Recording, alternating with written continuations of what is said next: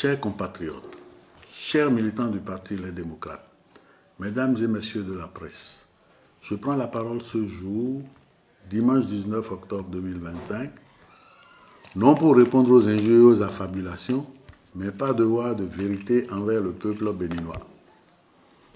Le temps de la politique de l'ombre et du mensonge organisé est révolu.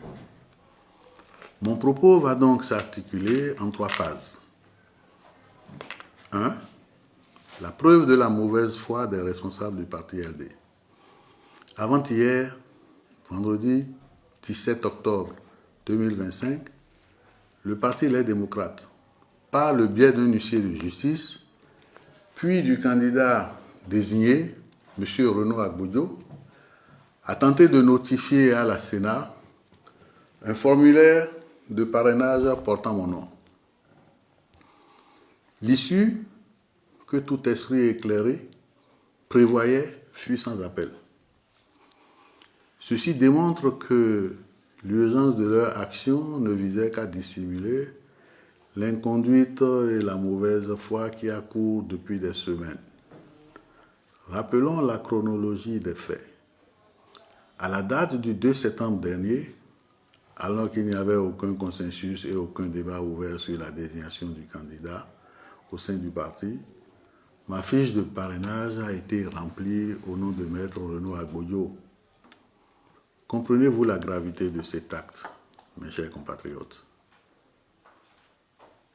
Sans mon avis, sans mon consentement, on a rempli la fiche. Cela confirme que la direction du parti avait tout planifié pour que Maître Agbodjo soit in fine désigné, justifiant a posteriori une démarche frauduleuse.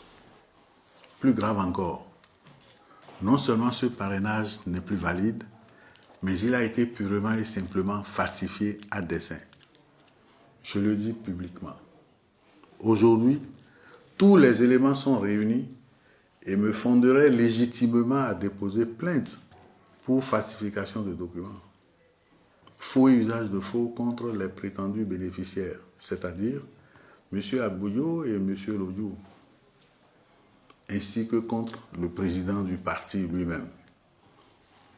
Néanmoins, je ferai preuve de retenue et d'indulgence cette fois-ci. J'estime que le parti Les Démocrates a déjà suffisamment de problèmes pour lui en rajouter celui de l'exposition devant l'opinion nationale et les tribunaux. Des inconvéniences notoires de quelques-uns de ces cadres. De plus, avec eux, au fond, j'ai toujours entretenu des relations courtoises et respectueuses qui se passeraient bien de cet ultime supplice. 2. Contre les dérives du leadership. Je suis un homme de principe et d'idéal politique. Têtu pour certains, je suis prêt à me battre jusqu'au bout pour défendre mes convictions. Et dans le cas d'espèce, l'idée que je me fais de la justice en politique.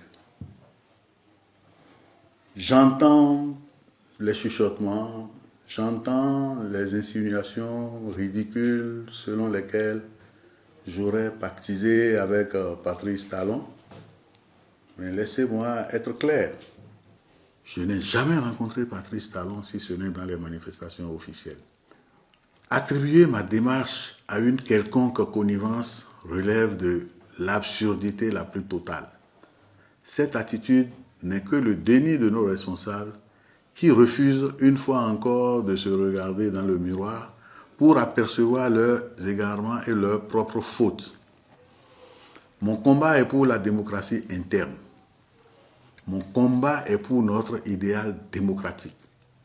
Pour cette raison, je ne pouvais cautionner les logiques exclusionnistes du président Boni Yayi, que j'aime bien au passage, ni ses méthodes de gouvernance rétrograde qui asphyxient l'expression démocratique au sein de notre formation politique.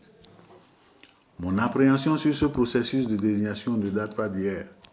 J'ai toujours milité et c'est un secret de polichinelle. Pour le président Éric Oundété, un homme dont la légitimité au sein du parti est incontestable. Aujourd'hui, On nous impose finalement mon frère Renaud Agbodio. Je n'ai rien contre lui. Avec vous seul critère qu'il est de Savère et neveu de Boni Yahi. Aucun critère objectif de mérite ou de consultation réelle ne justifie ce choix si ce n'est le simulacre de commission aux ordres, je dis bien aux ordres, qui a été mis sur pied et téléguidé par le président Boni Yahi lui-même. Je ne fais que dire à haute voix ce que la majorité des députés, les démocrates, pensent dans le secret de leurs réflexions sur la gestion du parti. Permettez-moi une dernière observation, mes chers compatriotes, sur mon jeune frère, Maître Renaud Agbodio. C'est amusé et consterné que j'ai pris acte de sa sortie hier, en date du samedi 18 octobre, durant laquelle il s'est permis d'insinuer que j'aurais disparu et qu'à ce jour, personne n'a vu Sodino Michel. Comment peut-il s'aventurer sur un terrain aussi glissant quand il sait pertinemment que, malgré mon silence, j'ai continué de vaquer à mes occupations habituelles à mon domicile, que je suis allé retirer en personne ma seconde fiche de parrainage à la Sénat, quand il sait que j'ai rendu publique ma déclaration du jeudi 16 octobre 2025, qui, soit dit en passant, a inspiré le lendemain une contrefaçon à laquelle je ne m'associe pas. Comment peut-il à ce point se méprendre sur la vérité des faits? Lui qui sait que plusieurs cadres du parti, y compris notre aîné Saka Fikara, se sont rendus à mon domicile pour me rencontrer. Sans compter que d'autres, y compris lui-même, sont constamment restés en contact avec moi par téléphone ces derniers jours. Il suffit de consulter l'historique de nos conversations sur les applications de messagerie instantanée pour en avoir le cœur net. Mes chers compatriotes, voilà l'illustration parfaite des inconséquences de mon jeune frère.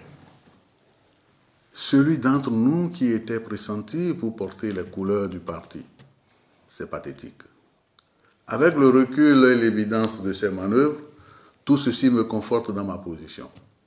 Je suis davantage convaincu, et j'en rends grâce à Dieu, d'avoir fait le choix juste en n'accordant pas mon parrainage à Maître Renaud Agbodio. J'en viens maintenant au point 3, c'est-à-dire le choix délibéré du président Boni Yahi de sacrifier le parti. Contrairement à ce qui est propagé, mes chers compatriotes, lorsque j'ai retiré ma fiche de parrainage, j'ai clairement indiqué par écrit au président du parti que je restais ouvert au dialogue. Le président Boni Yahi, avec qui je me suis entretenu par personne interposée, entre le retrait de ma nouvelle fiche de parrainage et l'expiration du délai de dépôt des dossiers, savait pertinemment que j'étais disposé à remettre cette fiche de parrainage, pourvu qu'une solution de consensus respectueuse des règles internes et du bon sens soit trouvée. Pourtant, face à l'ultimatum, il a préféré sacrifier le parti et sa participation aux élections sur l'autel de ses ambitions en maintenant l'imposition de Maître Renaud Agbodio.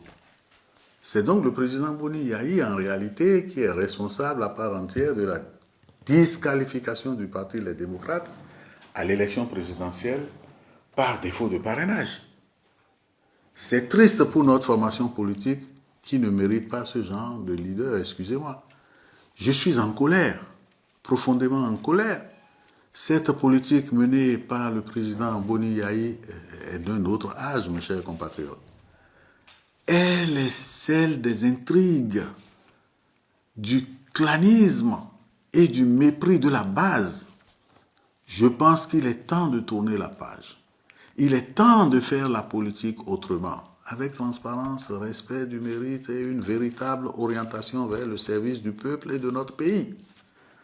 L'avenir du Bénin mérite mieux que les calculs personnels et les méthodes désuètes.